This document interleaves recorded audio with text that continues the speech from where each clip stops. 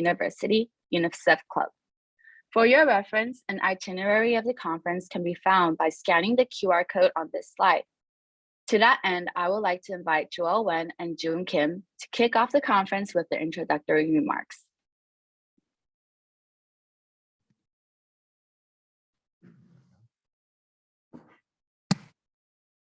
All right. Good afternoon, everyone. My name is June Kim, and this is Joel Wen. We're co-presidents of Columbia UNICEF.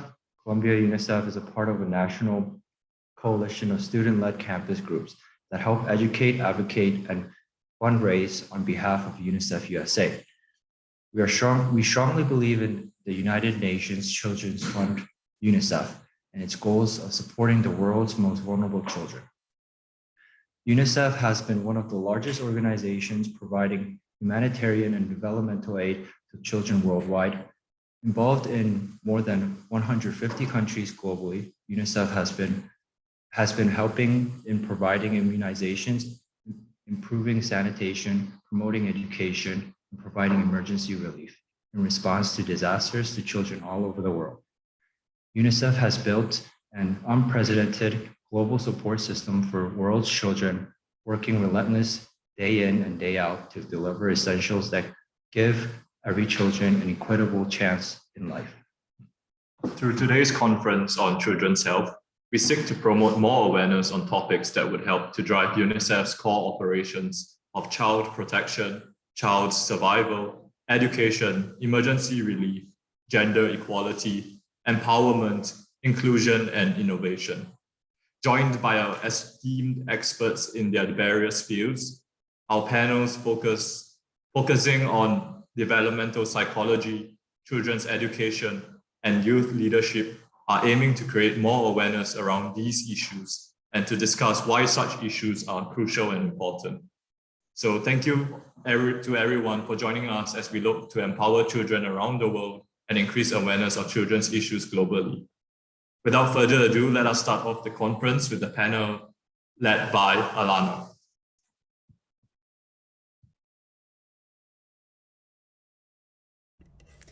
Good afternoon, everyone.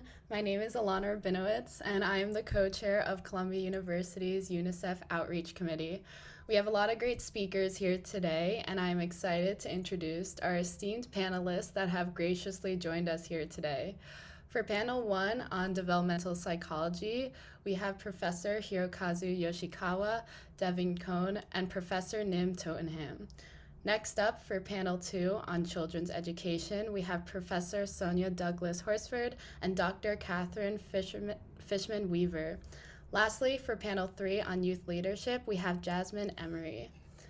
Thank you again for all joining us here today. As we progress through the conference, the moderator for each panel will give a more in-depth introduction for each of our guest speakers assigned to their respective panel. If you would like a preview and to read more about our guest speakers, please feel free to scan the QR code provided on the screen.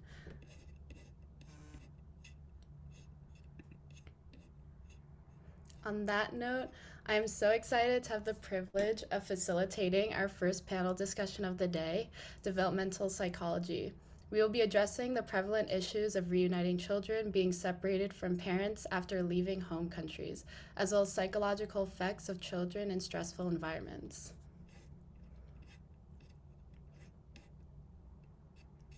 I will now introduce the first speaker for panel 1.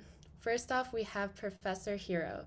He is a university professor at NYU and co-director of the Global Ties for Children Center. He conducts research on the impacts of programs and policies related to early childhood development, immigration, and poverty reduction on child and youth development in the US, as well as in South Asia, the Middle East, and Latin America. He is an elected member of the National Academy of Education, the American Academy of Political and Social Science, and the American Academy of Arts and Sciences. Professor Hiro, please feel free to take the floor with your presentation. Great, thanks. Am I going to be able to share my screen, or do you have to unshare first? Yes, if you have a presentation, our co-presidents will stop sharing, and then you will be able to share your screen. Oh, okay, here we go. Can everyone see that? Yes, it's perfect. Great. Okay, so I'm going to talk a little bit about supporting parent well-being and early childhood development in a very specific humanitarian and COVID context, which is Cox's Bazar in Bangladesh, where the Rohingya refugee flow, which to date has been one of the largest refugee flows, though it's currently, of course, eclipsed by the Ukrainian refugee flow in Europe. So I'm going to start by talking a little bit about the challenges of COVID-19 globally for parenting, parent well-being, and child development in context of displacement.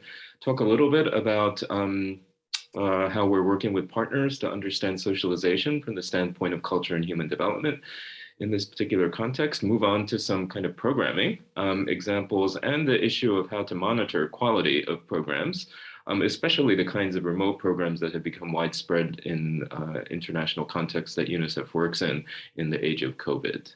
And then wrap up with some lessons around kind of working as a developmental researcher in these contexts. So I don't think this will be new to anyone, but I think we all know that COVID-19 worldwide has created crises, overlapping crises of economic and food insecurity, job loss, forced migration, in addition to the core health crisis of COVID-19. We know that mental health and well-being challenges have increased in most countries, including the risk of violence and isolation and depression. And that affects both multiple adults in households, including caregivers as well as children.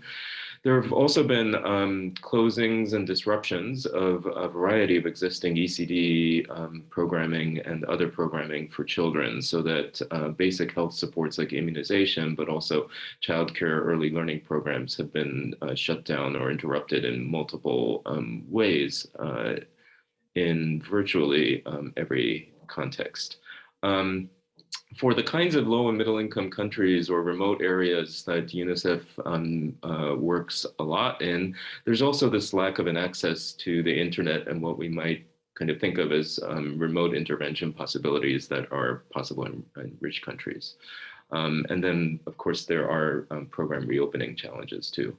I'm going to present some information from a large initiative funded by the LEGO Foundation called Play to Learn, which involves partnerships between the NGOs BRAC, Sesame Workshop, NYU Global Ties as the research organization, and other local NGOs in Bangladesh to understand early childhood development and develop, implement, and evaluate ECD programming for the Rohingya in Cox's Bazar.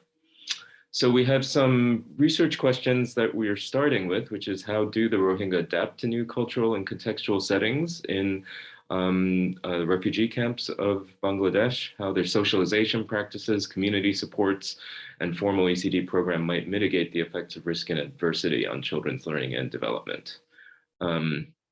So this is kind of the geographic context, which is a district in the southeast region of Bangladesh that borders the northern provinces of Myanmar, from which the Rohingya refugees fled into some very specific areas of near the coast, but actually into hills that surrounded refugee camps that had been existing for about 40 years, but greatly expanded due to an influx of about 900,000 refugees. These are some of the very most crowded refugee camps in the world, with 900,000 or so, of whom a very large proportion are children, in about 32 contiguous refugee camps in Cox's Bazar district. So the Rohingya are an indigenous and marginalized and stateless group. Presently, they are not accepted into the Bangladeshi systems or by the government into, for example, formal education systems. They have a rich history of socialization in agricultural and fishing livelihood contexts in the north of Myanmar. They fled genocide and violence in their villages for Bangladesh, with most of that exodus happening in the second half of 2017. So because this is a group that has been virtually unstudied from the standpoints of child development, we have had an enormous task, which we spent much of this kind of COVID time to try to understand initially how to think about culturally grounded measures of parent well-being in distress, context of child socialization, learning and play in the refugee camp environment, to develop adapt direct assessment measures of child development and observational measures of parent-child interaction and parenting program quality. So we use a large range of qualitative and quantitative methods, including free listing, semi-structured interviews, focused ethnography, direct assessment, and parent survey measures of well-being, stress, and child development. Just to give some very initial themes from our qualitative work, our focused ethnographic observations of children's play in their community contexts showed that they often play occurs in mixed age peer groups, so that if we apply kind of traditional Western models of parents and children playing together in dyads or same age peer groups, that doesn't actually quite reflect the community cultural context of play in this context. These are very crowded households, but the kids are kind of flexibly moving in and out of homes and settings, which are kind of alleys, hills, as you could kind of see from that photo, ditches, some small local shops. But the parents report actual concerns about some of this play. So the moms were more likely to report concerns about children's hygiene and health, and the fathers were more likely to express concerns about physical safety, including the risk of kidnapping. This is not a entirely safe environment, and especially after dark, fears of kidnapping and things like trafficking are really quite strong. BRAC is the NGO we're working the most with around their programs, which involved, prior to COVID, groups of preschool age kids with play facilitators. These were perceived as kind of gendered by moms and dads, so that they were associated more with mom's presence than dad's presence. The cultural change in the camps is extremely rapid. We don't normally see culture changing on kind of fundamental dimensions of language, clothing, food, or gender roles in the span of a few years, but that seems to be what's going on with this massive influx and the reconstitution of kinship groups and community structures that were often disrupted when families were assigned to refugee camps. They don't really travel across the camps. They generally stay within their camps. Our preliminary survey results, we were able to validate scales of caregiver depression, perceived refugee environment in the form of household assets and community social support, and child positive behaviors. We are finding in just some very, very initial runs that parental depressive symptoms are predicted by household assets and by parenting stress, and that child positive behaviors are predicted by community social support. So we're starting to see some hints of how household assets and community social support might mitigate the effects of risk in this kind of context. Moving very quickly to programs to support parenting and parent-child development, I wanted to give you a little bit of a sense of what BRAC is doing and has done to pivot post-COVID as restrictions were imposed so that, for example, NGO staff could not really enter the camps from outside the camps.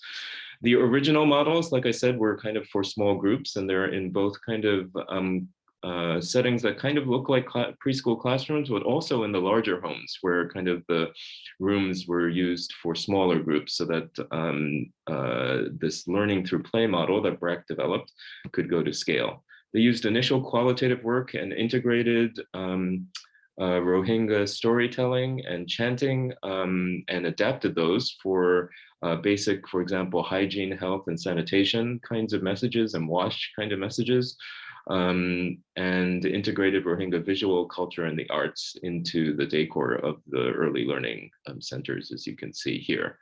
Now, of course, with COVID, they had to pivot, and they actually transferred this model to a weekly phone call based model. There is no internet in the camps. And so these are kind of purely audio calls with weekly teleconversations with both the children who these play facilitators knew from the in-person services and with parents.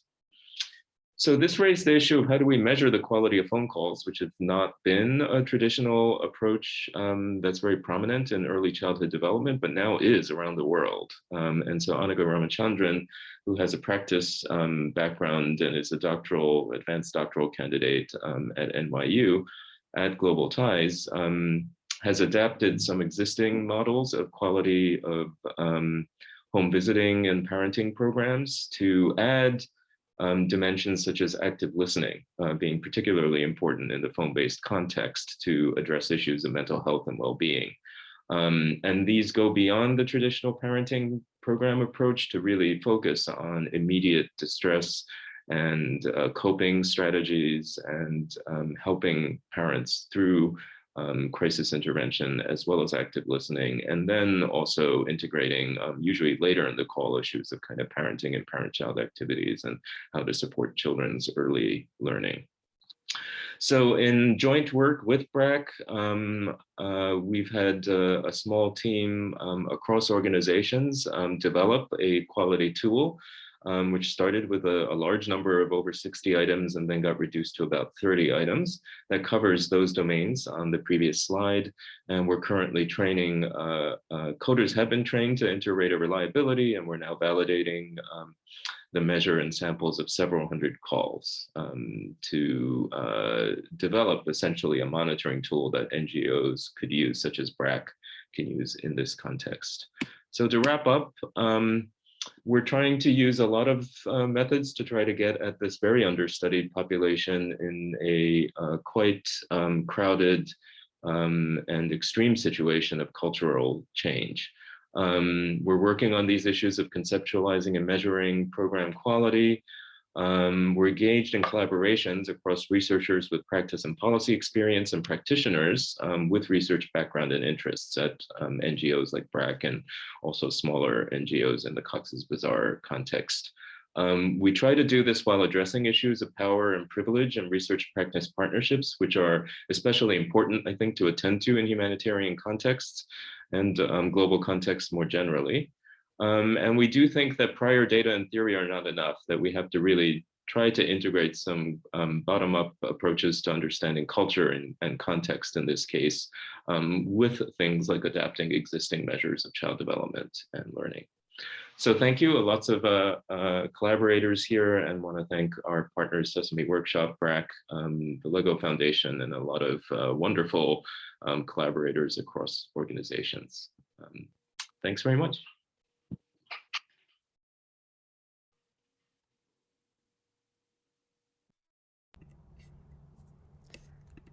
Thank you so much. That was a great presentation.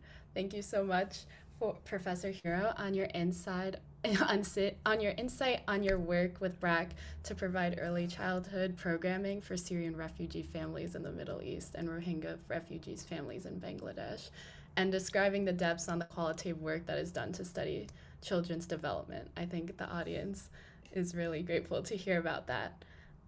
Next, our next speaker we have is Devin Cohn. She is the Senior Advocate for Women and Girls at Refugees International. Prior to joining Refugees International, Devin was the Director of Protection Programs at HIAS, where she was responsible for providing technical expertise to HIAS protection-related programming globally. Previous to HIS, Devin worked for the United Nations High Commissioner for Refugees in Lebanon, Uganda, Egypt, and Kenya, and for a variety of NGOs providing services to refugees. Devin holds a master's degree from Tufts University, Fletcher School of Law and Diplomacy, and a bachelor's degree from Brigham Young University.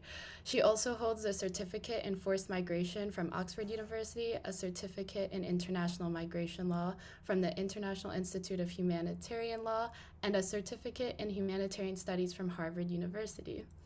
Devin Cohn, thank you again for being with us here today. Would you like to give us your presentation?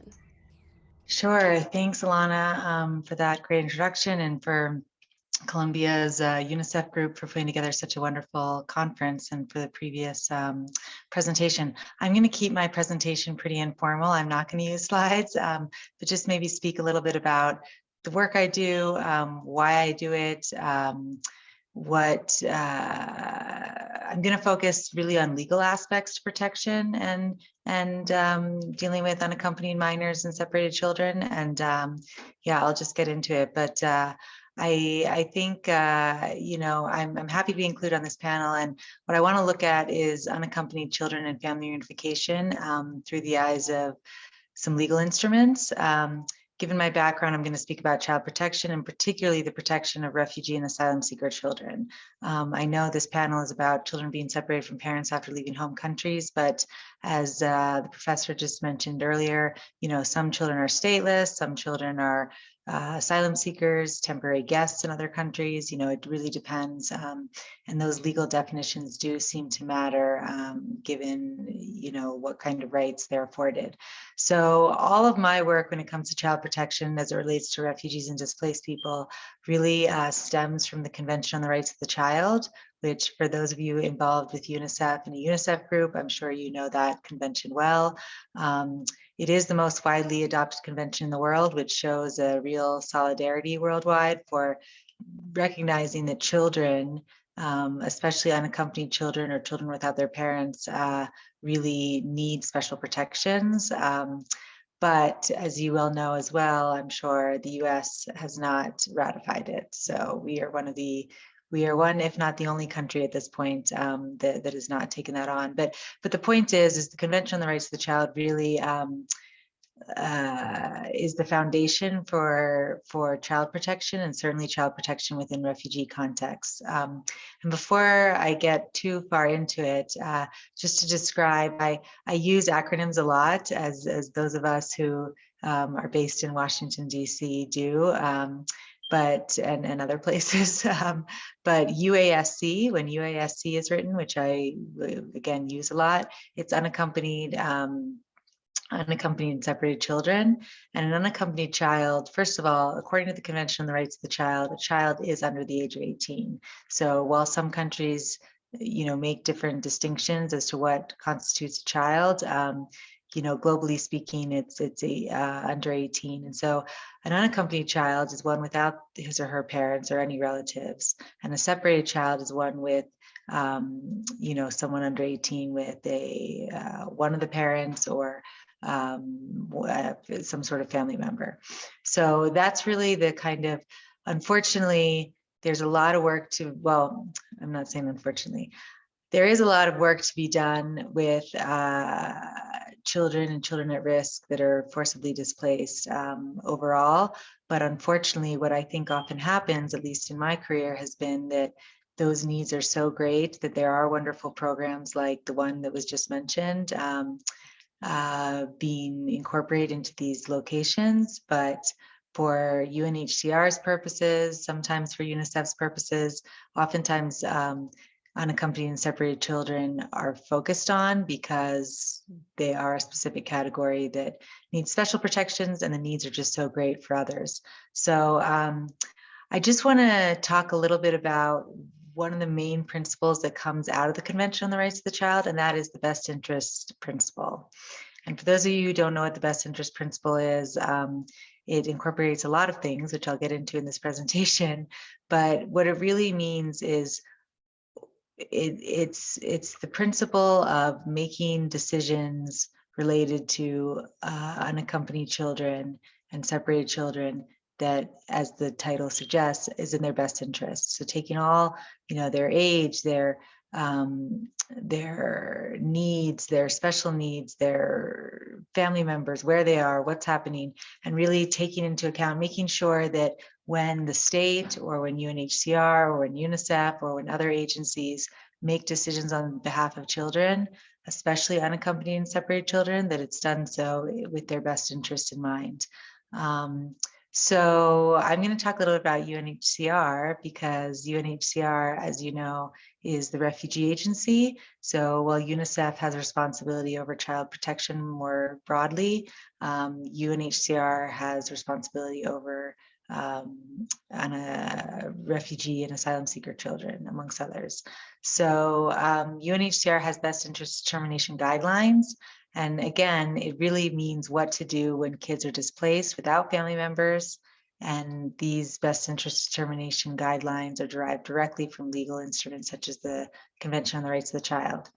So I think sometimes without slides, you talk more. So I'm going to try to speed through this quickly and just kind of bring up the main points that I think are important when operationalizing the best interest principle. So my work has really been about, in the past, it's been about how do you operationalize the best interest principle? How do you, as the professor mentioned before, Professor Hero, how do you operationalize this in contexts where there's limited resources, when the internet is bad, when when it's difficult to get interpretation, all these kinds of things. So and the point of doing so is to identify protection risks and ensure that those risks are mitigated through whatever means possible, whether it be legal aid, psychosocial support, shelter, education. So figuring out, what does this child need most and what are the priorities? So as it relates to child protection, the best interest principle is the foundation of any child protection work. And in order to operationalize them, the guidelines of UNHCR are often used. Now, when UNHCR has responsibility for refugees and asylum seekers in a certain place, they can sometimes make pretty significant decisions for children and on behalf of children in the absence of state capacity. So, like, for example, the US government is making these decisions, at the southern border, wherever it may be, the US is making these decisions. In some other countries, UNHCR makes the decisions. So it depends. But either way, whatever it's called and whoever's doing it, there are a couple of key points underlying the best interest principle that are important. First, states have the primary responsibility for child protection of all children within their territory. So no matter what their status is. And as such, all decisions on individual cases, policy decisions affecting larger groups, allocation of resources, training of government employees, all of the work that goes into child protection should have the best interest principle as a top priority. Second, national child protection systems usually include strict procedural safeguards to identify the best interests of the child before taking major decisions. So these major decisions would be such as temporary custody, resettlement, repatriation, family separation sometimes separating children from their families in cases of abuse or extreme neglect. And so it's important that international actors work together with the local actors to do this. So I found myself doing child protection like this in Kenya, Egypt, and Uganda.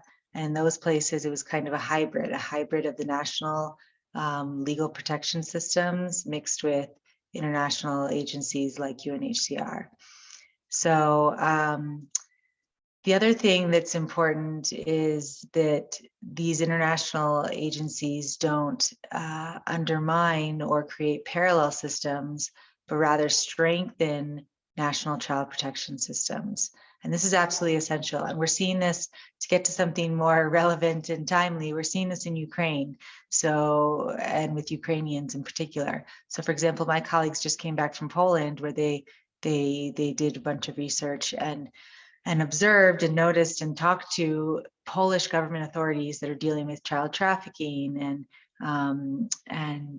a lot of issues with unaccompanied minors, but they're doing so through their own national systems, and UNHCR and other organizations are there to support them to do so. So that's really important, and is the only way that you can really succeed if those systems are there. Another key aspect of setting up effective best interest procedures is that child protection actors must work with partners. You just saw Professor Hero's work, how that work was with several partners, and BRAC being one really amazing partner in that region, and making sure that you work with partners to do so. The only way you could identify child protection risks and even identify unaccompanied children is through partners. And they need to be appropriately resourced and strengthened. And I will when did I start, Alana? I don't even remember. No, you're all good. You have until 12:45. Okay, then I'll give an example. So whether it's UNHCR or government agencies undertaking the best interest procedures, partners, civil society organizations, NGOs, and other government actors need to be, like I said, strengthened and appropriately resourced. And a good example of this is in Greece. So right before COVID, which I thought would not last so long, but it seems to be quite a long time ago, I did a research trip to Greece. And a good example of this, working with partners and NGOs and civil society actors, is in Greece, because the Greek Aegean Islands, which is where I went and which is where I did a lot of work in the past, currently function as the main gateway to the EU for asylum seekers and migrants from especially Africa and the Middle East. So I published a report after this trip, which was now 2 years ago, heavily focused on unaccompanied minors, because what I found there is that, number one, the child protection system was completely inadequate. While they don't detain, and they didn't back then detain unaccompanied children, there were thousands of unaccompanied children living in tents with unrelated adults or living in the streets in Athens. So you can imagine living with unrelated adults is both a protection mechanism, a community-based protection mechanism, but it can also be a huge risk, given depending on who the adults are and what they want, and if they're willing to exploit the children. In practice, there was one public prosecutor in the area assigned to thousands of children, just as a formality. So it wasn't to actually assist these children with any family support, but it was to have some sort of formal guardian. And at the time of my visit in December 2019, there were 2 guardians for 1,200 unaccompanied children, most being young boys from Afghanistan. And those numbers decreased, but that at the time was certainly really, really problematic. So there was no way at the time that these 2 informal guardians could identify the needs of each child, let alone attempt to address them. And while it's since improved, that again speaks to the need for partners to identify the risks and help mitigate them. Greece instituted some changes since then. There was a lot of outcry about unaccompanied children, refugees in Greece, and living, like I said, living in these tents, living on the street when they came to seek safety in Greece. So they instituted a new program called No Child Alone policy, and as part of that measure, they planned to hire at least 200 guardians. Well, then COVID happened, and that didn't happen. So the intention was there, but it wasn't quite implemented. But that being said, again, Greece is a signatory to the Convention on the Rights of the Child and understands that any child, no matter what their status is, even if they were seeking asylum and didn't have asylum yet, were under their guardianship and their care and their responsibility. So according to UNHCR's guidelines, I think they have a good quote that really highlights this well. The best interest procedures should therefore not be looked at as a standalone activity. So you don't do interviews and write up a report that determines what to do with a child, but rather one seen in a thread, seen as a thread in the fabric of child protection program and system. So I've seen this time and time again that the best interest process is a thread in the larger child protection program and system, but it's also the foundation of that. So yeah, as I mentioned, also UNICEF and UNHCR therefore are really good and are good examples seeking to support national child protection systems in the spirit of partnership rather than replacing them. Because oftentimes in a lot of refugee settings, you get parallel systems that are created that both undermine their effectiveness, but also make them less, sustainable. So the other thing I want to talk about really quickly is community-based child protection mechanisms. And what are those? That is when it's not UNHCR, it's not UNICEF, it's not international actors, it might not even be local NGOs, but it might be just local communities that are helping to engage in timely identification and referral of children at risk. So that's what's happening in Ukraine and the neighboring countries. I know plenty of people, I'm probably going to be in the region very soon, but I also know plenty of people that are working there right now in Romania, Moldova, Poland, all the neighboring countries, and also some inside of Ukraine. And especially inside of Ukraine, there's such limited international aid agencies, and their abilities to operate are so limited that identifying the needs and referring children at risk or children that are unaccompanied to authorities, to NGOs, to international actors has really become the responsibility of the communities themselves. So I have a few more minutes, so I'm just gonna go back to the best interest principle and just answer my own questions, which are, how does the best interest principle need to be operationalized in child protection work, which I've already talked about a little bit, kind of back and forth in different topics, but then when to engage in best interest assessments or best interest determinations. So the best interest principle is what all child protection work should be based on. But within child protection work, there's also best interest assessments and best interest determinations. And they're a little bit different, but they're basically the procedure by which you make decisions about unaccompanied and separated children that have left home. And the best interest principle applies to all children without discrimination. It means that it applies whether children are citizens of the state or foreign nationals. So there are unaccompanied children that are leaving Ukraine, for example, going into Poland, that are not Ukrainians. So they're being treated differently, as we've seen, and we need to remedy some of that. But the principle is that it applies to all children without discrimination. It also applies to children, whether they're with parents or with other people. So again, they could be traveling with other people that are adults, but not their parents themselves. So how do BIAs and best interest determinations happen in practice? Well, they have to be timely. So when an unaccompanied child is registered after they cross a border, for example, those procedures have to start immediately. You have to determine who is this person, what are their needs, what is his or her needs, and who can address those needs.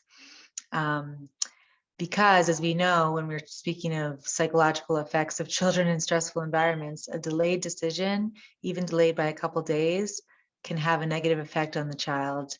For example, in urgent cases of abuse and trafficking, we're already seeing trafficking happening in the Ukraine situation. Secondly, you need to adopt a flexible approach, depending on how the best interest procedure should be established and implemented in the specific context. So again, some contexts have very limited resources, some have more robust resources. So determining who needs a best interest assessment or determination, which is quite time intensive and requires a lot of paperwork and a lot of interviewing, again, is doing a best interest assessment in the best interest of the child.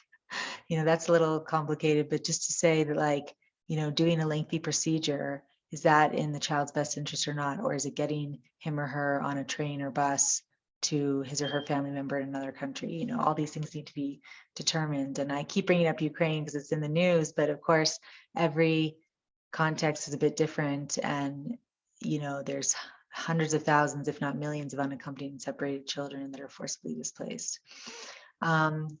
Another principle that's important is the core guidance of the international legal framework is important. So I keep talking about the Convention on the Rights of the Child because that is the international legal framework upon which this stuff is based.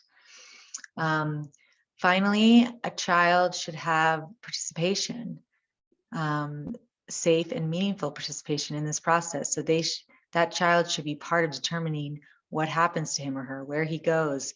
Does he get resettled with a different family that's not his own because they can't find his parents in Somalia, for example, which is a lot of cases I worked on.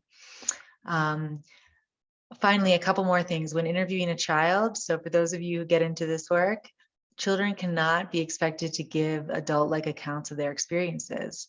That sounds really basic, but like the legal system by which we do resettlement and asylum and all of these things does not do a very good job of taking that into account. So children may not be able to present information relating to context, timing, importance, and details with the same precision as adults, and they might only have a limited knowledge of the country of origin, where they come from, of the conditions there. You know, depending on their age and how long they've spent there, they might not be able to describe where they came from or why they left precisely the way an adult can. And then finally, the experience of trauma, and I'm glad this is a panel on developmental psychology, and I look forward to hearing the last panelist to hear hopefully more about this, but the experience of trauma can affect and does usually affect the child's ability to pass on information during interviews. So again, adjusting expectations and working with those as you determine, make decisions based on their needs. And then finally, providing information to children in a language that they can understand. That is key. As people leave their homes, that's for adults or children, but certainly that's really important when making some of these decisions. So I'm going to leave it at that. But just to say that, a lot of my work has been involved with interviewing children that have fled their homes, that are without their parents, and doing so to determine what they need, and pretty big decisions, pretty big legal decisions to be made on their behalf. So it's a lot of responsibility, but it can be done well, and we have some guidelines to do it. So thanks. Thank you so much, Devin, for your expertise and insight on the best interest principle and how you operationalize the best interest principle when faced with limited resources when conducting these kind of operations. It's also really interesting to hear about your research that you've done in Greece with unaccompanied minors. So we will now be moving on to, last but not least, Professor Nim Totenham. She is a professor of psychology at Columbia University and director of the Developmental Affective Neuroscience Laboratory. Her research examines brain development underlying emotional behavior in humans. In particular, her laboratory investigates the interplay between brain development and the special caregiving experienced by humans. Her research has highlighted fundamental changes in brain circuitry across development and the powerful role that early experiences such as caregiving and stress have on the construction of these circuits. She has authored over 125 journal articles and book chapters. She is a frequent lecturer both nationally and internationally on human brain and emotional development. She is a fellow of the Association for Psychological Science and the Society for Experimental Psychologists, and her scientific contributions have been recognized by the National Institute of Mental Health Biobehavioral Research Awards for Innovative New Scientist Award, the American Psychological Association's Distinguished Scientific Award for Early Career Contribution to Psychology, most recently by the National Academy of Sciences Troland Research Award. Professor Nim Totenham, please take the floor. Thank you, Alana. And can you remind me when I should stop talking? Yes, so I went a little over time, but you have about 10 minutes. Okay, all right, that's good to know. I will accommodate. So I would like to show some slides, so I'm going to try and share my screen.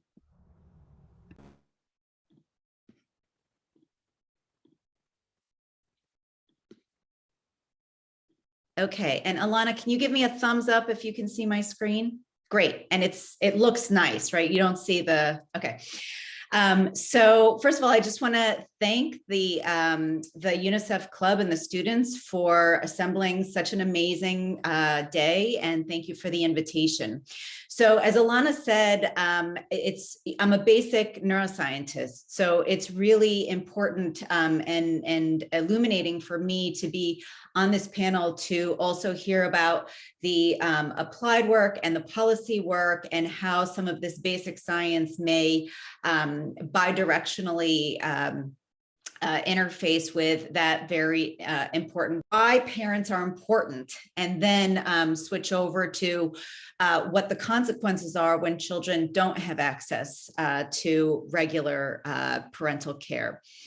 So the questions in my laboratory are very fundamental questions, and they're old questions in psychology. And many of you are interested in these as well, which is, how do we explain that there's this link, a very enduring link at times, between early experiences we have, whether they're enriching, good experiences or adverse traumatic experiences. But these early experiences that we have in life have long-term consequences for our later emotion regulation. And what do I mean by emotion regulation? I'm talking about our ability to cope with really challenging, big emotions, with really challenging, stressful situations in the future. And what's remarkable, especially in the case of the human, is how long this link can endure. It can endure for years. It can endure for a lifetime. And there are many reasons, or many types of glue that we could look at to try and help us understand why that link endures. And the glue that we focus on in my laboratory is brain development. And the idea is that early experiences that we have often have an outsized impact on the way that our brain develops. And then the way that our brain develops has consequences for the way that we regulate our emotions later on in life. And for much of our work in the laboratory, we focus on two regions, the amygdala and the prefrontal cortex. So very, very briefly, if you're not familiar, the amygdala is this deep set of nuclei, evolutionarily old, in the brain, that helps us with emotional attention, staying vigilant, learning about what's safe and dangerous in the environment. And basically, when we feel really stressed, when we feel really aroused, when something really traumatic happens, our amygdala is on fire. In adulthood, the amygdala has these strong connections with prefrontal cortex, in particular the medial prefrontal cortex, which just means the middle part. But those strong connections in adulthood help us calm our amygdala.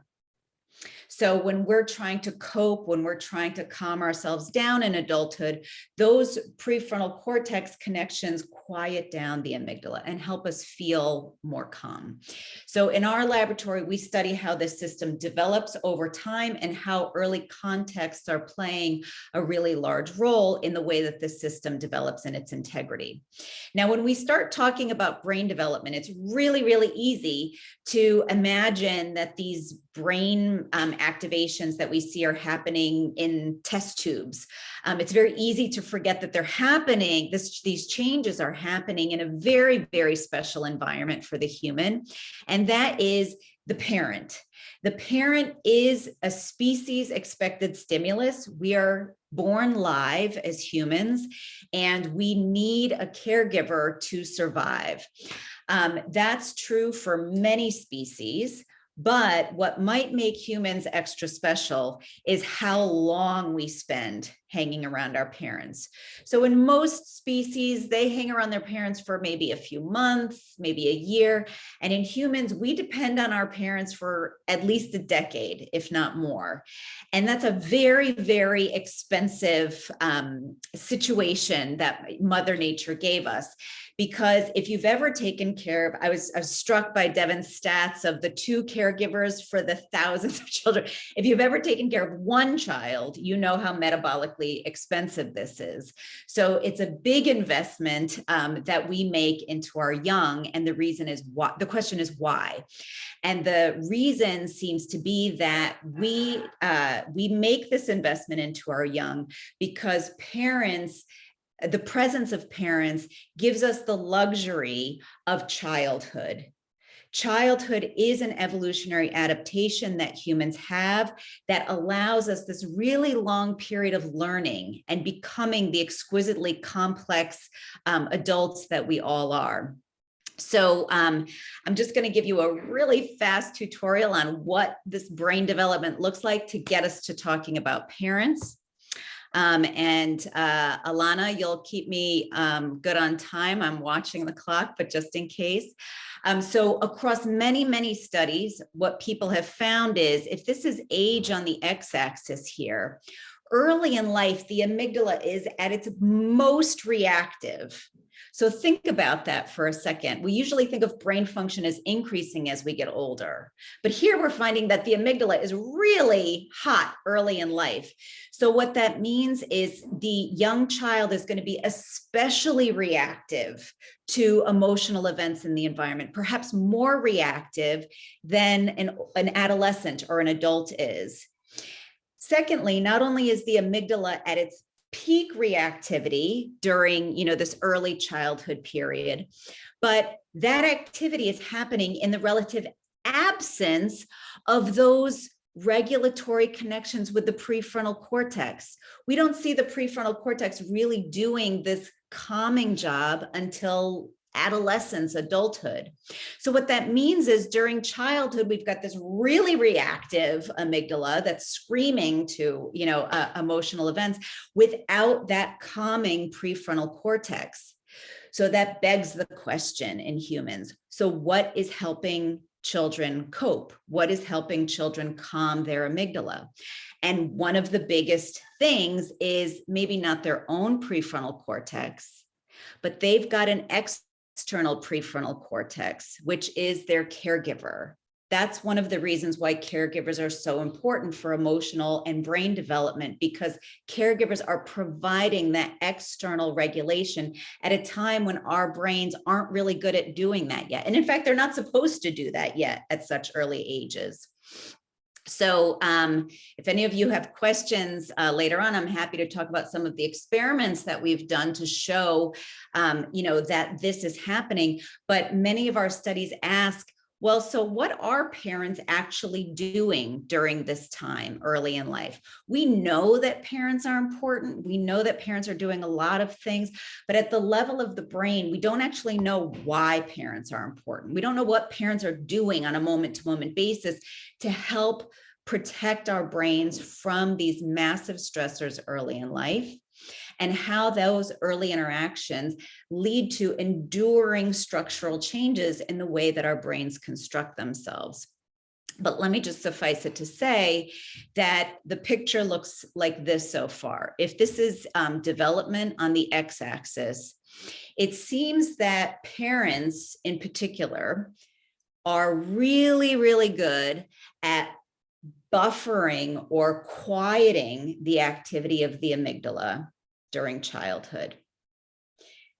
At the same time, if the parent themselves is distressed, is traumatized, is depressed, is anxious, the parent is going to have a hard time buffering. They're actually going to be the best stimulus at amplifying the child's stress reactivity and amygdala. So in other words, the parent early in life is the most effective stimulus at ramping up amygdala and related stress and buffering and quieting down amygdala and related stress, depending on the parent's ability to be regulated and coping well themselves. What happens during this time in childhood is really important, according to neuroscience and behavioral science, because what happens during this sensitive period of brain development has consequences for the way that our emotion regulation neurobiology functions throughout adolescence and then into adulthood. So in other words, we're setting the foundation neurobiologically early in life for the way that these individuals are going to operate as adults.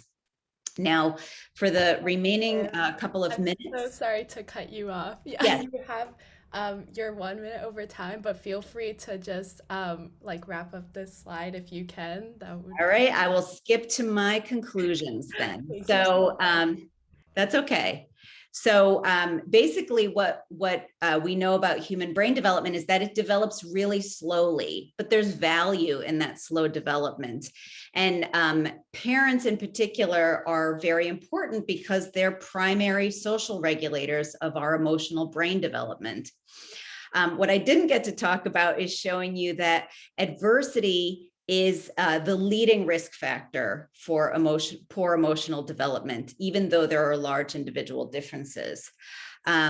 What we also find is that ameliorative events, positive events, strong parent-child relationships have especially good effects following early adversity. And finally, I think the punchline is that these are some neuroscientific pieces of evidence showing us that if we want to support child development, then we must support families as well. So I'll end there and thank you for your attention. Thank you so much. I apologize that I had to cut you off. That was a great presentation. Thank you for explaining the, oh, sorry, my screen just, okay, sorry. Thank you for explaining the neurological aspects of child development as well as the psychological effects of separation of the child and the parent. That was an amazing presentation. So as of now, we will move on to the Q&A section. I will be directing questions to specific panelists, the 3 panelists that were here today. Each of you will have 2 to 3 minutes to respond since the Q&A will last around 10 minutes. So I will direct 1 question to each of you. So for Professor Hero, with your project to provide early childhood programming for refugee families in the Middle East and Bangladesh, how can countries around the world, or the US in particular, help these refugee families in transitioning to a semblance of normalcy within the educational setting? Sure, yeah. So from the US perspective, I think we can acknowledge that the US is one of the more important receiving countries in the world, though it receives more migrants from the neighboring countries just to its south, right? So from Latin America than from any other region in the world. Refugee and asylee admission to the United States was reduced substantially during the prior administration and is now increasing again. And we just saw the numbers that the Biden administration committed to as far as Ukrainian refugees. So refugee resettlement in the United States is something that students and community members can get involved with, because this is a matter of, community-based programming, as Devin really importantly said, that there is a very community-based aspect to this. And so immigrant serving organizations are extremely important, and there's a huge and rich array of them in New York City, for example, for those of you who are in New York. And so you can get involved in this kind of work without actually going too far from home, right? And then otherwise, I think it is through partnerships. And we work both with large NGOs like BRAC, but also much smaller organizations, partly because of the linguistic and cultural expertise that we needed to kind of really understand the Rohingya language, which is not the same as the local dialect of Bangla, and it's also not the same as the language in Myanmar, which is Burmese, as a prior question said. So, thanks for that question. Thank you. It was great to also let our audience know how they can have a part locally, that they don't need to be a celebrity to make a big difference. So Professor Nim Tottenham, I'm sorry. Devin Cohen, I would like to ask the question to you first, and then Professor Nim, I will ask the question after. Based on the work you have done in the UNHCR and the current advocacy work you do for women and girls at Refugee International, how are the experiences of younger women different from their mothers or older women through refugee journey, and why is their leadership important? That's a wonderful question. I'm going to keep the answer very short because I'm the one who went over. So I want Dr. Tottenham to have more time. But I will say it is very different. And honestly, in every organization, adolescent girls, women and girls are overlooked generally in policy decisions, in our own organizations, in our programming, in our funding. But within that category, adolescent women and adolescent girls in particular are overlooked more than any other, basically. So I think that their involvement is very important. And some of the differences are related to, especially depending on when they've fled, or if they're displaced, when they became displaced. Again, this kind of issue that even Professor Hero talked about a little bit, I think, in terms of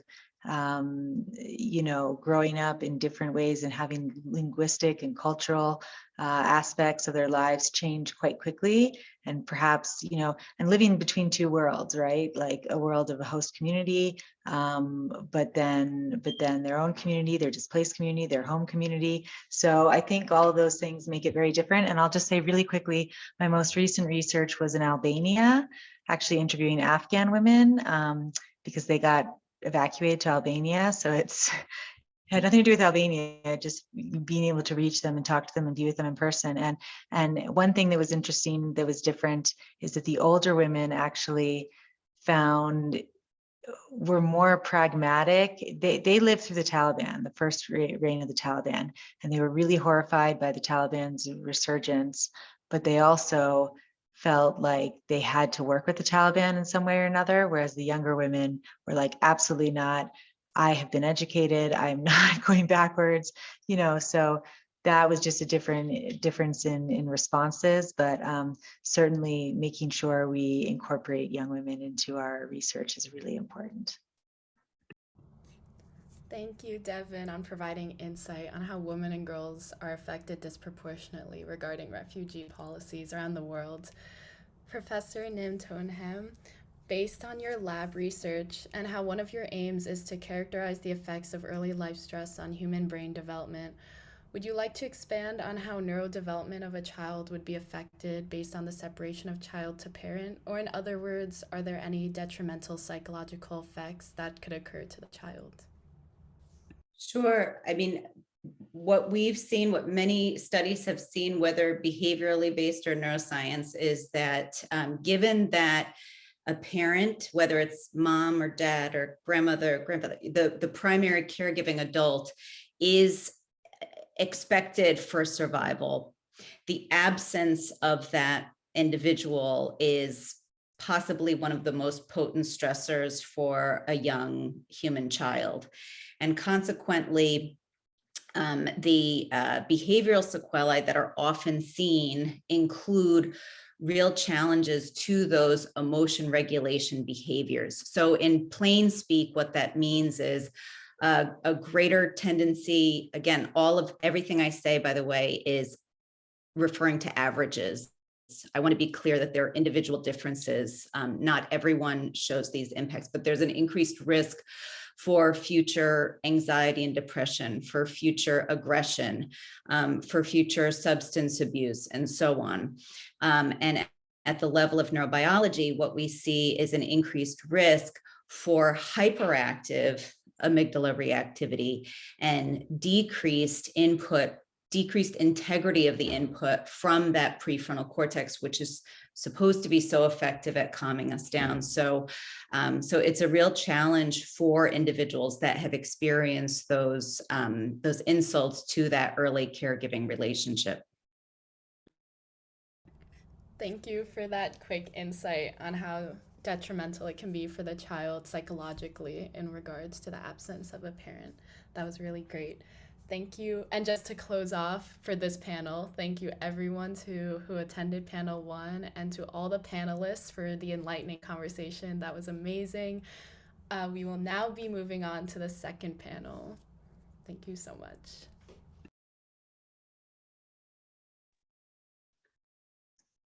Hello, good afternoon and welcome to the second panel of CU UNICEF's second annual conference. My name is Race Dalton and I am a member of UNICEF's Outreach Committee at Columbia University. I am deeply honored to have the pleasure of introducing our two panelists here today, in addition to guiding our second panel conversation of the day, children's education. In light of COVID and the ongoing war in Ukraine, we aim to address how social, political, and economic forces impact children's health and education. Without further ado, I am excited to introduce our two distinguished speakers, Professor Sonia Douglas Horsford and Dr. Catherine Fishman Weaver. So for our first speaker, we have Professor Sonia Douglas Horsford, a professor at Teachers College in Columbia University. Professor Horsford's research focuses on education leadership, policy, and the politics of race and culture in education. She's the author of Learning a Burning House, Educational Inequality, Ideology, and Disintegration, which was published by the Teachers College Press in 2011. Professor Sonia Douglas Forsberg, would you like to give your presentation first? I would. Thank you so much for the introduction and for inviting me to this really important and timely conference. I'm learning quite a bit as well. I'm going to share my screen if I can. I don't think I can, but I sent the link to Alana if she's able to share them. It's not allowing me on this side. Let me just quickly check. Do you have panelist access? Yeah, I think it's my computer. But I can go ahead and get started. I know that we are pressed for time. The title of my talk today is How Are the Children Toward New Visions of Educational Access and Quality in the Wake of COVID? And I really just wanted to share some of the findings from a study that the Black Education Research Collective conducted last year, speaking directly with Black students, parents, educators, and community members to really get a better sense of how COVID had impacted the education of Black children. There's been a lot of mainstream news and coverage of parental attitudes around remote learning, virtual learning, as well as concerns around vaccinations and masks in schools. But we realized that there was a population that we really weren't hearing from, and it was the one that was really disproportionately impacted by COVID. Not only in terms of health disparities and loss, and unfortunately death in many cases, but also loss of employment, of being able to sustain oneself and losing some of the social and cultural and community connections that were present prior to COVID.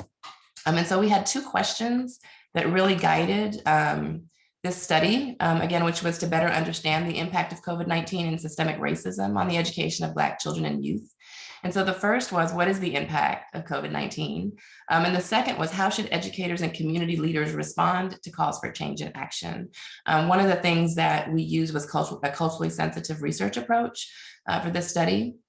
Again, to ask questions in ways that may be different from traditional research, and allowing the participants also to talk more about how they see themselves ethnically and culturally, to reflect some of the diversity of perspectives within the Black community, and then to really focus on action, which is important to this work, not only in some ways, having to engage people with the trauma that they're currently experiencing, but also finding ways to develop and advance solutions in the policy and political context. So it was a nationwide study. We collected data from January through May 2021. And we used a national online survey and had 440 respondents and conducted 19 focus group interviews with 82 participants across the country. And these included 6 major metropolitan areas, which included Atlanta, Georgia, Washington, DC, Boston, Massachusetts, Detroit, Michigan, Las Vegas, Nevada, and New York City, New York. And the findings weren't surprising, but it was pretty stunning to see a lot of the same experiences and recommendations that came out of our interviews and focus groups across the country. And so the first was that COVID-19 and systemic racism have certainly had a disproportionate and traumatic impact on Black students, families, and communities. The second is that the pandemic also increased racial trauma and mental health issues, which many were really concerned was going to have long-term implications for teaching and learning post-COVID. A third finding was that the schools are ill-equipped to meet the social, emotional, and academic needs of Black students. So again, we saw this coming up in these districts located across the country. The fourth is that failed responses to COVID-19, as well as police brutality and the insurrection at the United States Capitol, had further reduced trust among Black community members in their schools and public institutions. And then finally, that education leaders and policymakers at the local, state, and federal levels must be held accountable for meeting the educational needs of Black students.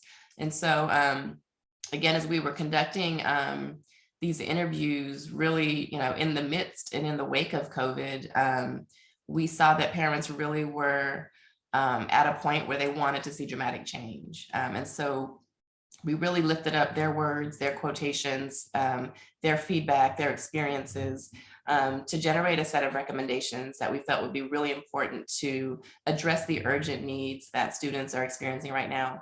And, at that time too, didn't anticipate that we would still be here trying to figure out how we would rebuild our education system and do it in ways that didn't return us back to the times before COVID, which, were already challenging, but really also while we're in this moment, thinking about how we can restructure, reimagine, and really build anew our education system so that it really does meet the needs of all of its students. And so those recommendations were centered around, one, protecting and defending the rights of Black students to receive a safe and appropriate education. And so there's so many instances that we're seeing and continuing to witness across the country where Black children in particular are experiencing a lot of emotional, psychological, and physical violence in many ways within the school setting. And so again, even during this really critical time, understanding that Black students are still bearing a lot of the stress associated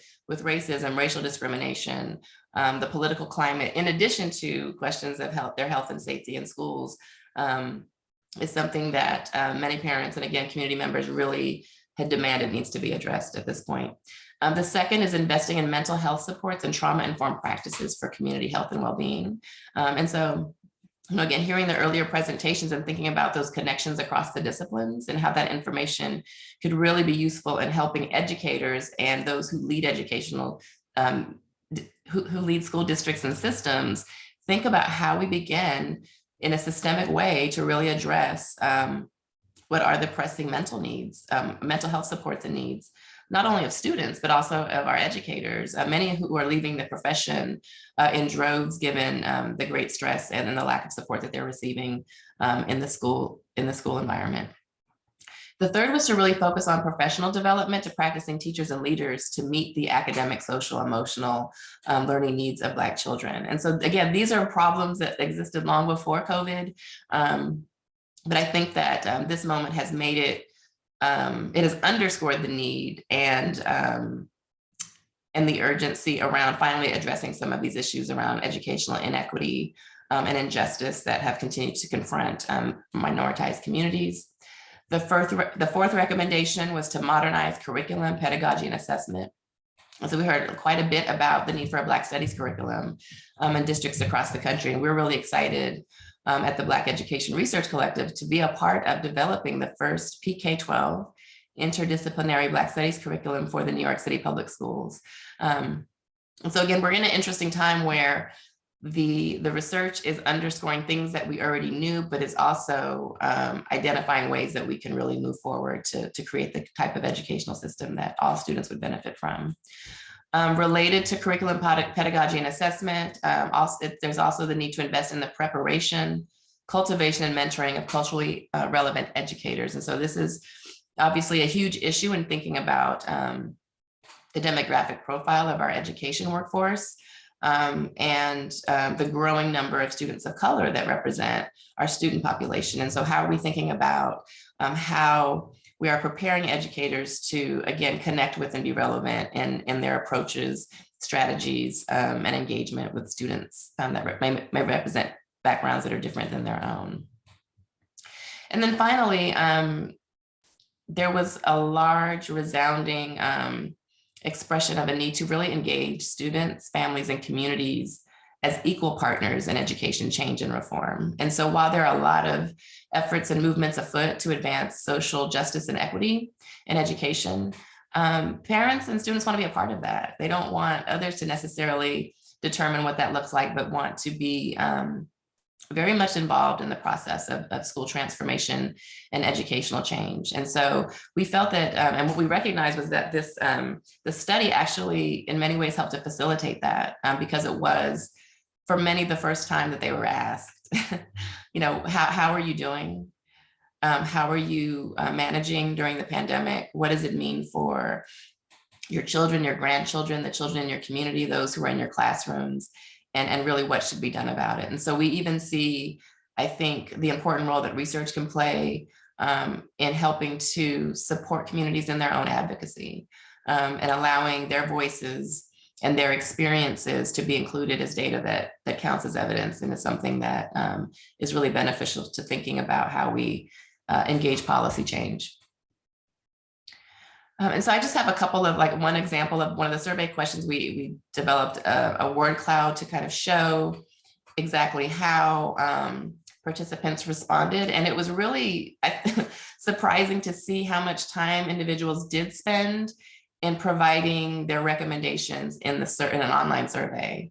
Thank you so much. Yes. We need to begin winding down, but sure. No, yeah, sorry. No problem, no problem. And so I can close with the last slide.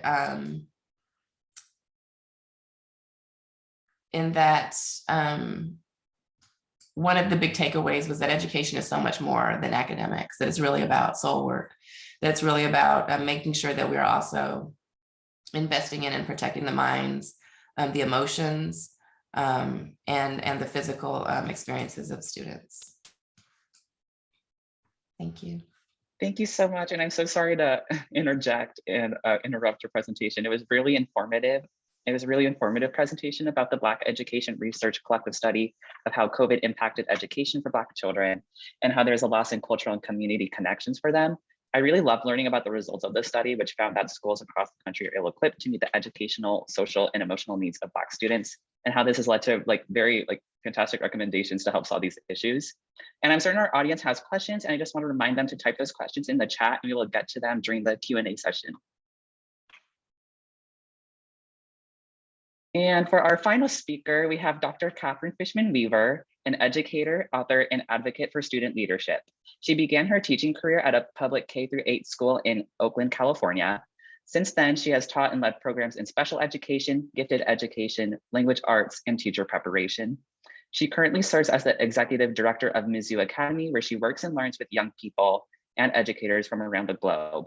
Dr. Fishman Weaver is the author or co-author of 5 books on the power of hope, heart, and high expectations in the classroom. Dr. Catherine Fishman Weaver, thank you again for being with us today. And would you like to give your presentation next? That sounds great. Thank you so much.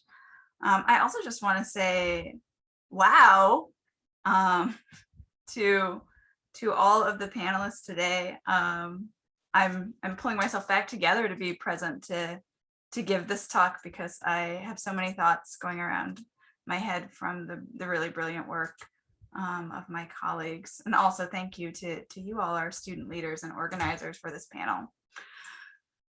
So, in 10 minutes, the challenge was to talk about some things I've learned about teaching and learning during the COVID context. And so I really thought about how could I use those 10 minutes well to center some of the lessons that youth have taught me during the past 2 years, including lessons that surprised me. And so I want to talk about 2 tethering concepts from the COVID context. Both of these came through my work with youth. And I think that they invite us to a different narrative about possibilities emerging from the last 2 years. And I want to be really careful as we talk today about things like hope and joy. And so before we engage in that work, I want to just take a beat to acknowledge the tremendous loss and trauma and grief that we've experienced collectively and also individually. And I want to say that we can hold multiple things as true. So we can hold, on the one hand, this unbearable loss and trauma and grief and what we've seen in terms of systems being in need of repair as true. And at the same time, we can hold this conversation we're about to have related to the power of imagination and radical hope and the need to audit our systems for joy as true also, so we can take a both and approach to these lessons.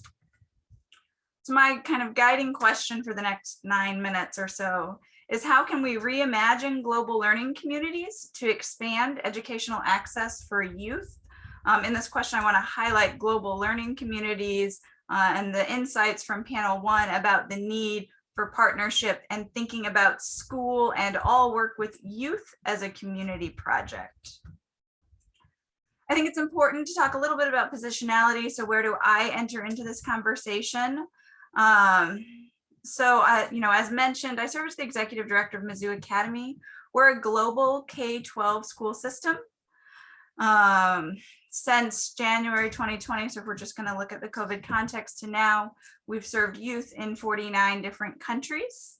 The photos on the left side of your screen are from some visits I was doing in Brazil. I do a lot of work in Southeast Brazil, so this is in Santos. I'll share examples today from the state of São Paulo. This is February 2020. We had no idea, what the next month would bring. And then the picture on the other side of the screen is with a group of students in one of our global programs at their high school graduation. Locally, I also engage in work around youth as a court-appointed special advocate for youth in foster care. I hear a lot of overlapping concepts with how we care for that population. Again, drawing back to the first panel, and also do some work around food insecurity in my local community. As you all know, as the student organization for UNICEF, UNICEF names access to learning as one of our greatest global challenges. I always think it's important when we look at these reports to note that the challenge isn't access to schools. So remember, the guiding question for our next, 7.5 minutes now, is how can we reimagine education and what it means to teach and learn in powerful ways. So we know that many factors impact a child's ability to access a quality education. We've talked about those today. They include things like poverty, geography, gender, disability, safety, and health. The United Nations SDGs does a brilliant job of addressing the work still needed to be done. I want us to be really intentional as we think about barriers to education, that we very plainly say that it is our systems and not our children that need to change. So as we think about how do we want to reimagine educational systems, we really want to think about a new way forward to honor the incredible young people that are growing up in our world. One of the tethering concepts that I want to pull out from my work over the last 2 years is that of radical hope. And we'll talk about that twice in the next few minutes. So I believe that when educators approach global awareness from a people-centered perspective, and so people-centered perspective comes from a background in healthcare and how we can reimagine healthcare. When we engage in that work in education, we move beyond a curriculum of despair and pain. And this is drawing on Eve Tuck's work, and we'll talk about it more in the next slide. And we're able to enter a space that is honest and difficult, but also one that's full of hope and resistance and joy. So if you think back to how I started this talk, we talked about holding multiple things as both true. And so I wanted in this talk you to get to hear from and see some of the youth I worked with. I just love this self-portrait done by Brianna, a grade 2 student who was very important to me. During the COVID context, our school system, Mizzou Academy, like so many around the world, tried to help expand access to educational solutions and mitigate educational disruptions. We engaged in that work locally and globally. So locally, we formed partnerships with all the public school districts in our county. There are 7 of them. In 3 months, we were able to establish the largest elementary school in the state of Missouri, over 2,000 students. We utilized a blended approach with online learning solutions and then partnerships. I really want to echo particularly Devin's comments from panel 1 to get Wi-Fi hotspots in the hands of all kids, to get breakfast and lunch delivered daily, to get library books delivered weekly, to really think of school as a community project. And then globally, as I've mentioned, we worked with 49 different countries with support around blended learning solutions that honor local context. I'm going to see if I can play this video on mute as I talk to you about the joy audit. Let's see if it works. Okay, I think it's going to. Okay, so one of the things that our teams have been talking about is the importance of a joy audit. What you see on the screen is a global dance party that we held about 4 months into the pandemic. This dance party came from our young people particularly in the city of São Paulo, who were experiencing tremendous loss in a very complicated health infrastructure system. And they were struggling, and they came to their school leaders and to us and said, we've got to do something to bring some joy to our peers. And so together we launched this global dance party, and we invited students throughout the Mizzou Academy programs and teachers to submit dance videos and to dance. And then we strung them together to have this party. I think that joy is so important. And if we want to think back to panel 1 and to what joy does in the brain, and as we engage in justice work, I think too often joy is missing from the equation. And so as we've been doing pretty massive curriculum audits in my school system, one of my challenges to the team has been, where are we centering stories of joy? So in our work to celebrate and affirm humanity, joy has to be present. Oh, sometimes the videos kind of get stuck. Okay, what I want to talk about Thank you. next. We need to begin winding down. I'm so sorry to interrupt. No, that's okay. That's okay.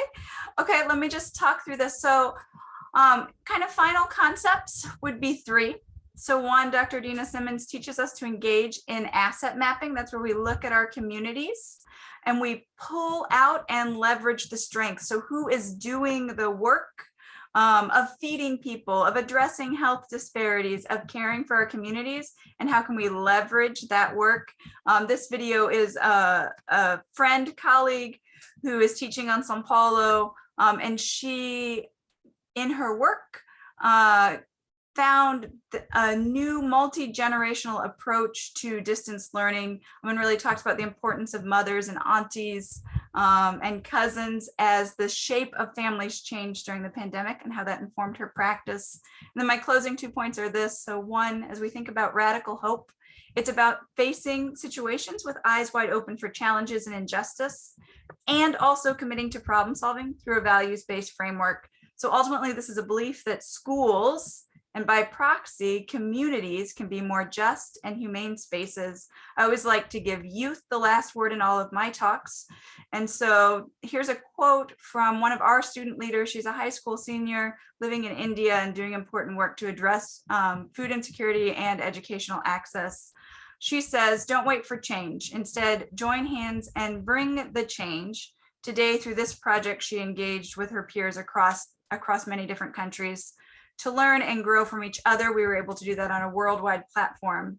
Tomorrow, we can propose, collaborate, and solve more problems together. So I have tremendous hope and joy for the world that students like Shivi and her peers not only will lead, but already are. So thank you. Thank you again, and I'm so sorry to interrupt. No. Thank you for enlightening all of us about the possible ways the world can expand educational access for youth, and for discussing your experience in Mizzou Academy and how it helped expand that access. And as Alana said in the chat, the Joy Audit in particular has been so inspiring for me to watch. I'm sure for the rest of our audience as well. And now we will be transitioning to the Q&A portion of the panel discussion today. So a question I see in the chat is for Professor Sonia Douglas Horsford. In the wake of the pandemic, racial hostilities has been prevalent even more towards and between vulnerable racial and ethnic groups. What are your thoughts on how we can invite collective action from the general population to advocate for racial and cultural diversity in our society? Well, that's an easy question.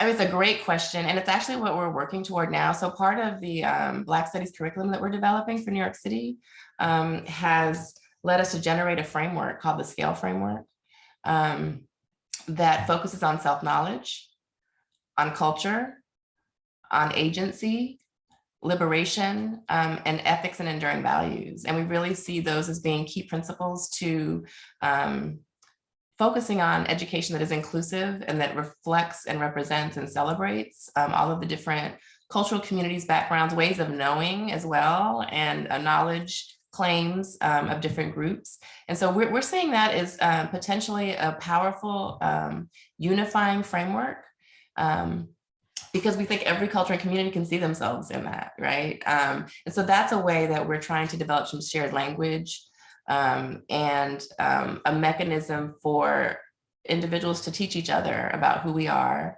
what our cultures, or what we bring via our culture, and that through that sharing, And by having some common language and way of thinking about how we can create community in schools and in districts, that we can get closer to having those dialogues, those conversations that will help us to kind of be able to have more empathy and then use that to really advance equity and justice. So I think there's a lot of work that has to be done before we can get to that point, but that we're excited about the possibilities of the groundwork that we're laying now.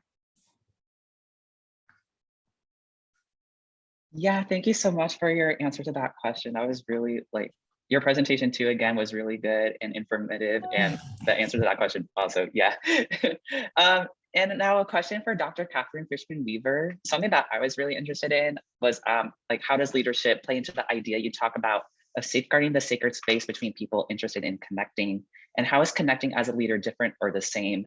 And how do you think the COVID-19 pandemic has impacted this connection? That's a great and layered question.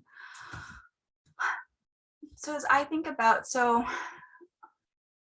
the sacred space between people interested in connecting, I think about that in terms of multilingual, multicultural approaches. And so in terms of leadership, as we are trying to solve or be a piece of a solution to global challenges, one of the most important leadership lessons, I think, is around knowing that any individual perspective is limited. And so how can we engage in learning through local context? So as I think about our programs at Mizzou Academy, I mentioned that in the last couple of years, we've served kids from 49 different countries.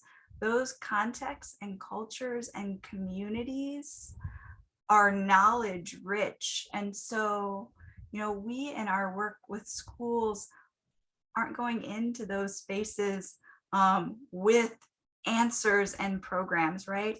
We're going into those spaces with some ideas and some resources and a deep desire to learn. So I think the only way we're going to solve kind of the challenges that we've talked about today is through humility and community-based approaches where we enter spaces as humble learners and leverage strengths. So again, to reference Dina Simmons' work around asset mapping, how can we look for who is engaged in that work and support those organizations and individuals? Thank you so much again. And thank you for discussing how your personal experience with Mizzou Academy can help foster these connections. And again, both of your presentations were really good. And just to close out, as we have run out of time, I just want to reiterate my gratitude towards you both for engaging in such a thoughtful conversation about this topic today. And thank you so much to all of you for attending the second panel today. And we will now be transitioning into the third and final panel of the day.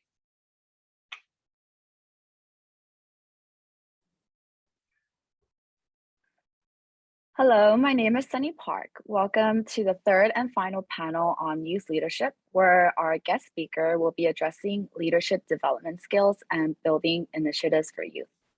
As a member and co-chair of CU UNICEF Outreach Committee, I am thrilled to introduce our guest speaker, Jasmine Emery. Unfortunately, Kobe Skolnick was unable to attend the conference due to his commitment with the Ukrainian response team.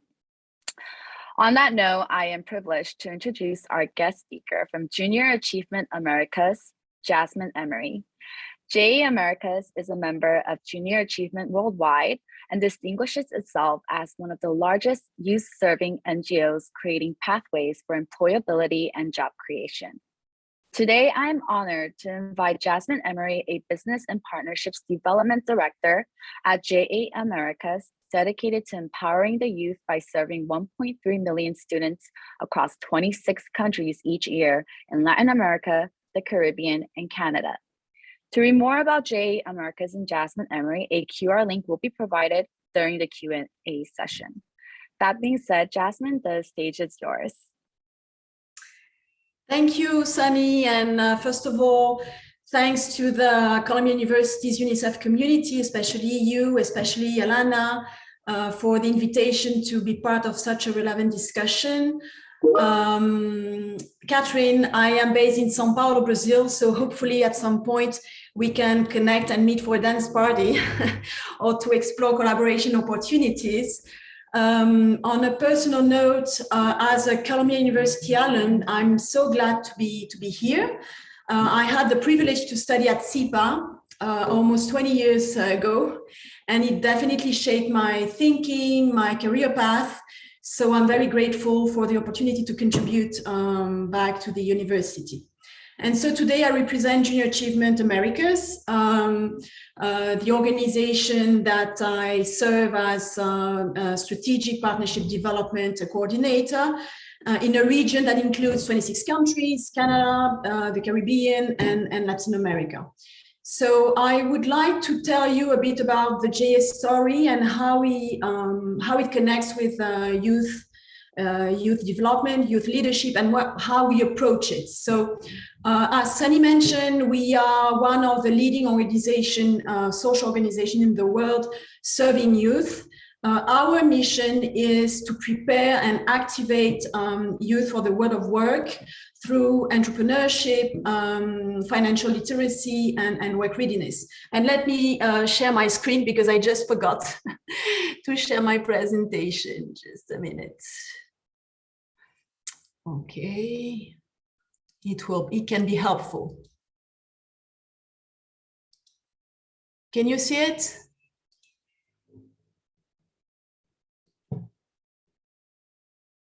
Yeah, okay. So, Junior Achievement was founded more than a century ago in the US. Now it's truly an international organization. We impact 12 million youth in the world in more than 100 countries.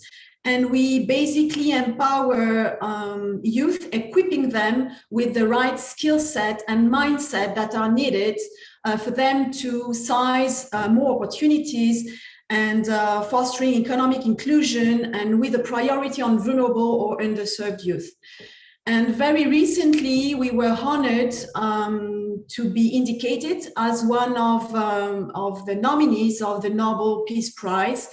And I'm saying that it's not only for the publicity, but I think it's also a powerful reminder of the fact that peace is only possible when youth have economic empowerment and when there is more equity in access to economic opportunities among countries and within countries. So having said that, why is it so critical to invest in youth leadership at this moment? And from a junior achievement perspective, the number one issue that we address is youth unemployment. So this is definitely a global issue, but at the same time, I think maybe even more in a region like ours that is characterized by so profound economic inequality. And so let me give you provide you with a few data that just show how critical or how urgent is our mission. So Latin America and the Caribbean is a young region. We have 154 million people aged between 15 and 29. It's more or less 25% of the whole population of the region. And 70% of our youth is affected by either unemployment or underemployment, which is, informality, low wages, or inactivity. And if we take a gender perspective, we know that, from the 23 million needs, how we call them the NINI, the youth that who are not in education or in employment or training, 2/3 of them are women. So women are even more affected by unemployment and the lack of opportunities. So this reality is really daunting, I think, first of all, for the youth. We know, and this was mentioned in previously, mental health has become a global youth challenge. But for society as a whole, if more and more young people stay out of school or work and study hard to graduate from school and university and eventually find fewer and fewer opportunities to secure a decent job and get the sense of respect and of self-esteem that comes with that, society will face, and is already facing actually, rising frustration from youth and outbreaks of angers and even violence. And so, the last World Economic Forum's Global Risk Report lists youth disillusion as one of the top blind spots, becoming a critical threat to the world's stability in the coming years. And even for the economy, we know that today, I think it's a global data, but it's also true in our region, 40% of employers report that they struggle to fill in entry-level positions because candidates don't have the right skills. So based on this diagnostic, how do we empower youth? How do we develop youth to generate better outcomes for themselves and for society? I mentioned earlier that we equip underserved young people with the skill set and the mindset, allowing them to build a thriving future for themselves and for their communities. And at the core of our programs, the core of our theory of change is that we help youth build self-efficacy. And we define self-efficacy is defined as the belief that your plan will turn into action and lead to success. So, it's positive thinking. It's basically the confidence in one's self-effectiveness. And so studies show that self-efficacy is highly predictive of performance and can even be a better predictor of success than skills or even past accomplishments. And it's very true when we work in underserved communities. So it influences, everything from school dropout rate to resilience in general.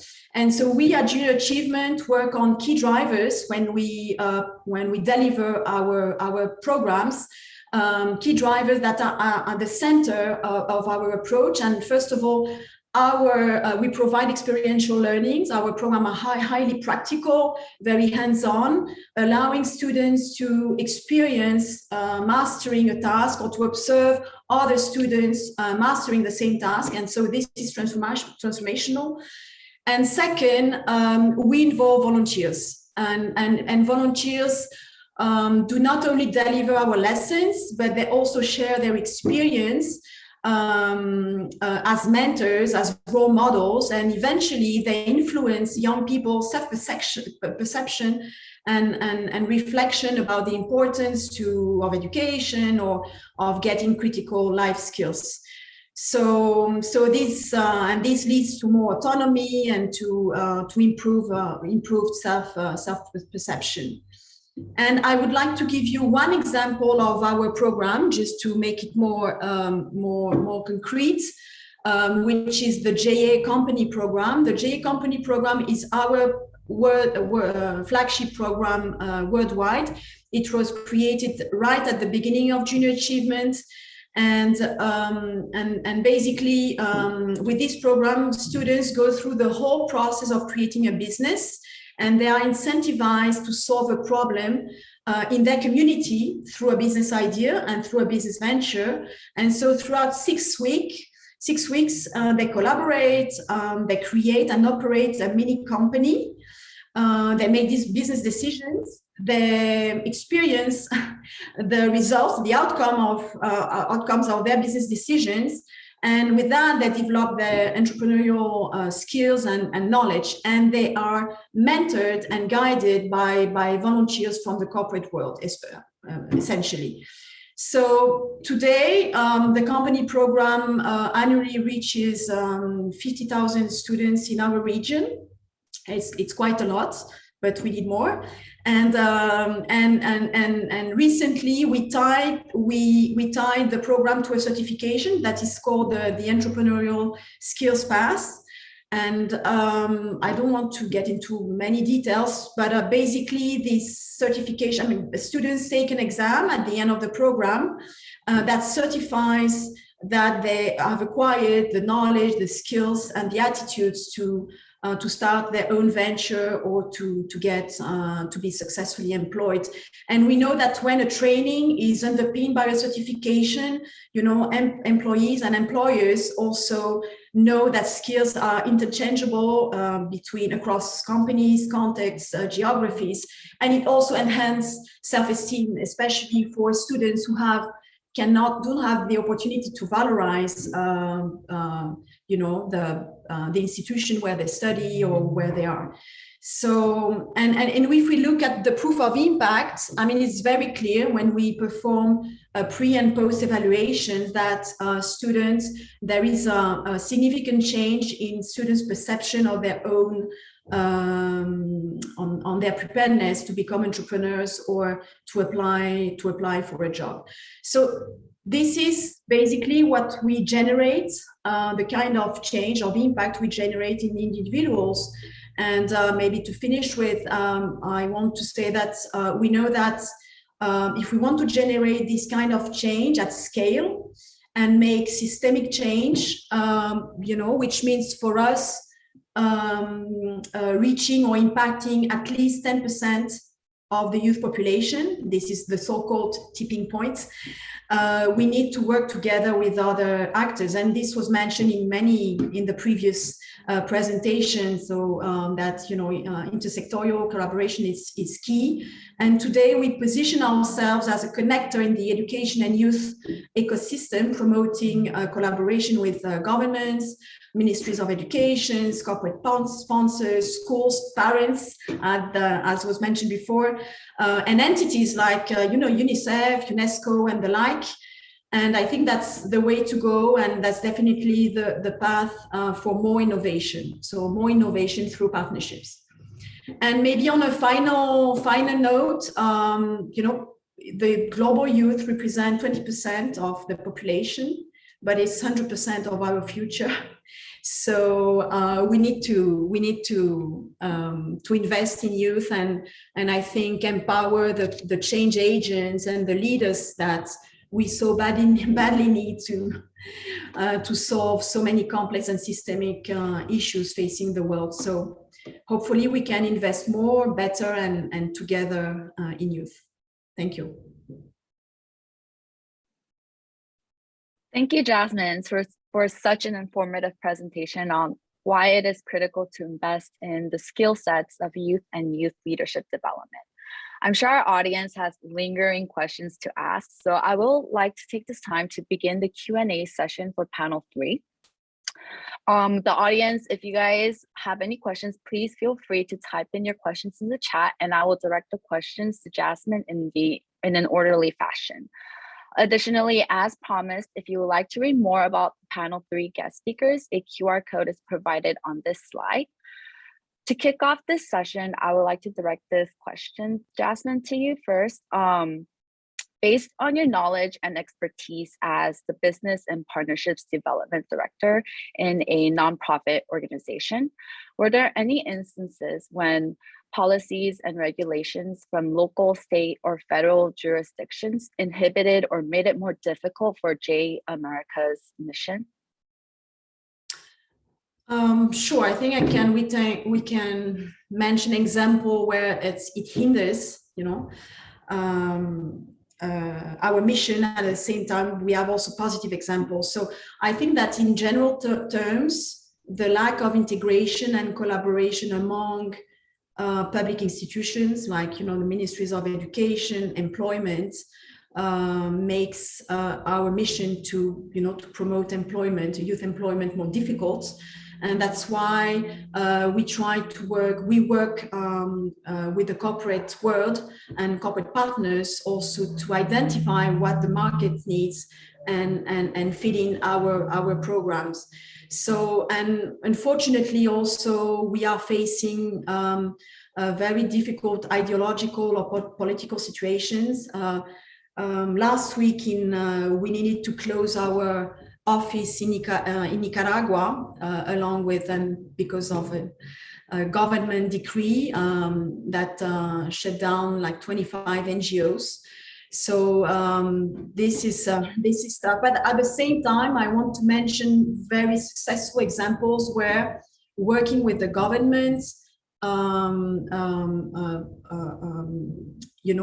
allow us to work at scale. So for example, in Peru, through a collaboration, a partnership with the Ministry of Education, we went from 50,000 students to 300,000 students impacted a year.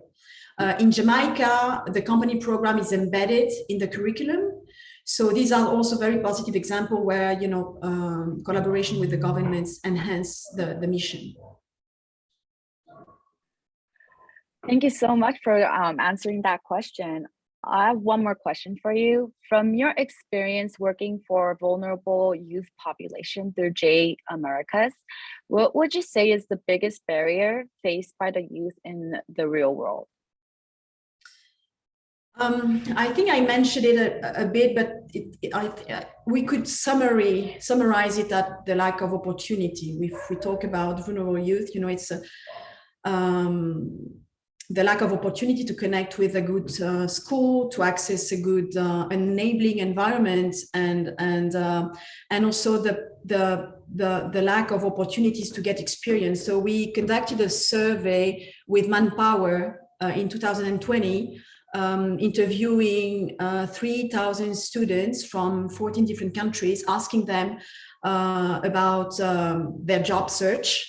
And 80% of them mentioned that they are struggling. They are struggling in finding a job, and half of them mentioned that they were not hired because of lack of experience.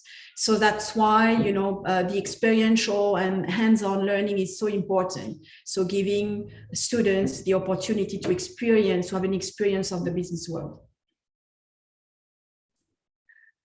And I have one final question for you. How do you see the youth generation like us be engaged to help and contribute as part of the solution to improve children's health? So, well, I think that Catherine mentioned it, and also in another panel, we need to put youth at the center. This is key to the success. And even if we mentioned that the future and the present, even the present is gloomy for the youth, but at the same time, many studies, there is one from Deloitte, which is called the Millennium and Gen Z survey about the way they see the world. There is a belief that youth today don't want to wait for the government or to big institutions to solve the problems and they are facing. So there is a sense of hope and of self-determination on their future. So I think that we should enable and promote more youth empowerment movements.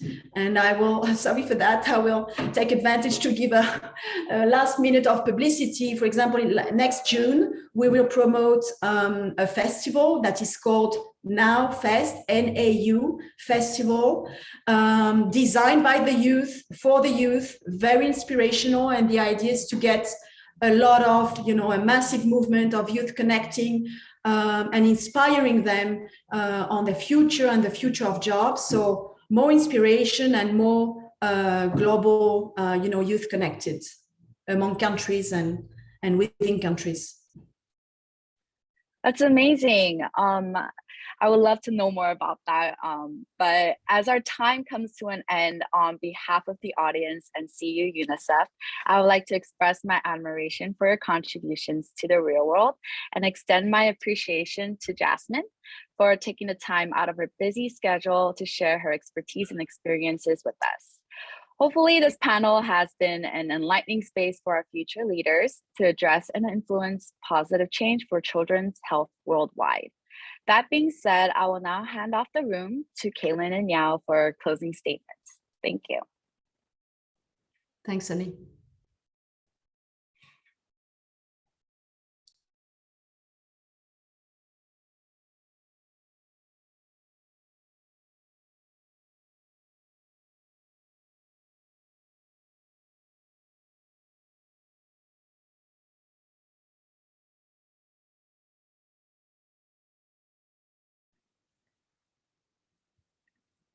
Hello, everyone.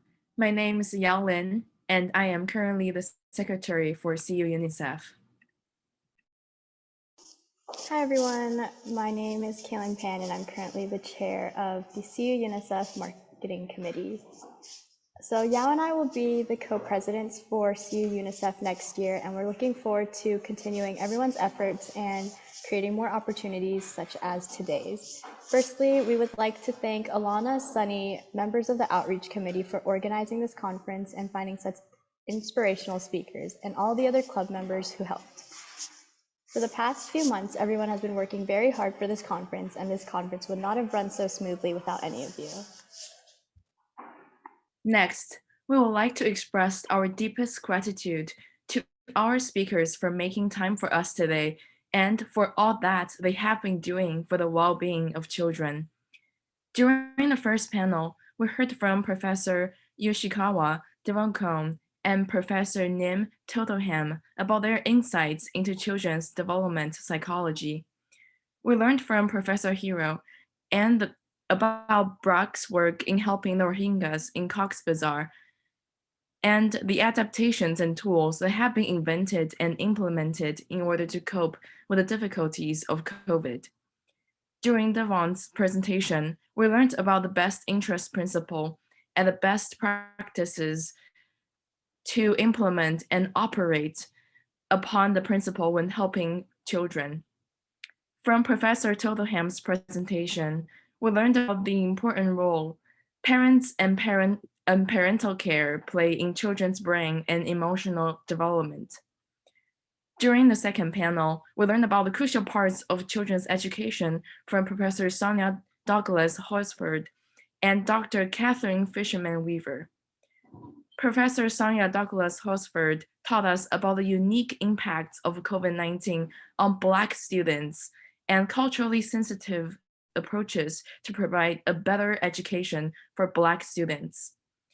Dr. Catherine Fishman Weaver told us about the blended learning solutions. They honor the local contexts, the importance of joy and the stories of joy in education, and how important it is in bringing the communities together during these times of difficulties.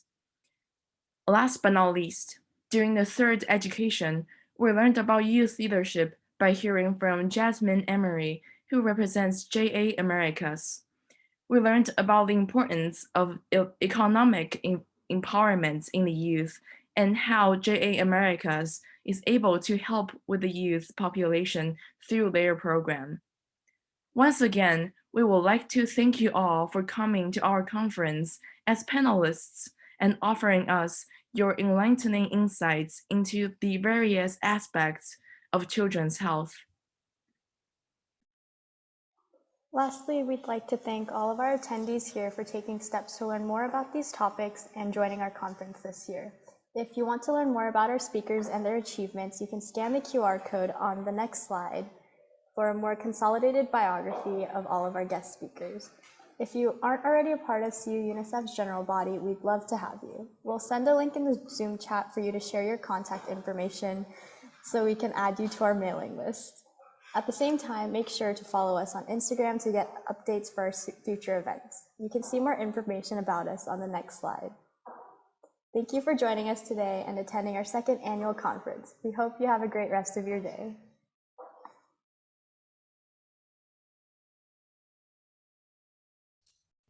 Thank you. Bye-bye. Thanks a lot. Thank you to all our attendees and speakers.